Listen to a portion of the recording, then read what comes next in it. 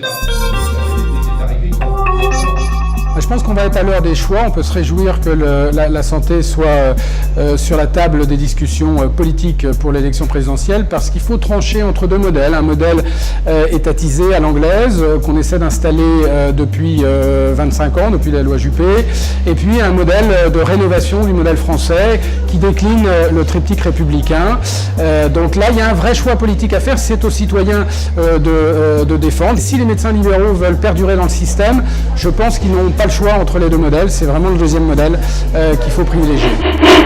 Il fait d'abord une large place à la liberté et à l'autonomie des acteurs, c'est-à-dire qu'on considère que l'État ne doit pas administrer, ne doit pas régenter l'organisation des soins, mais il faut laisser les forces vives sur le terrain et la relation médecin-patient réguler en partie le système. Le deuxième axe, c'est la mise en concurrence des acteurs de soins, plutôt qu'un système qui soit uniforme, public, un service public à l'anglaise. Vous avez une mise en concurrence des médecins libéraux, une mise en concurrence public-privé à l'hôpital. Et puis le troisième axe, c'est véritablement, je pense, un système qui doit être profondément réformé pour passer du soin à la santé et avoir une vraie politique de maintien en bonne santé, en plus de la politique curative, qui doit être centrée sur les innovations.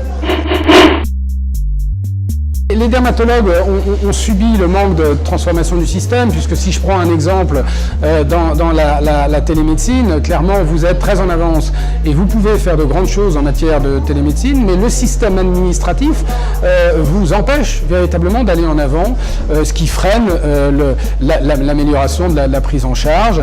Et je pense que vous subissez aussi le manque d'attractivité de l'exercice libéral qui est dû aux politiques menées depuis plusieurs années.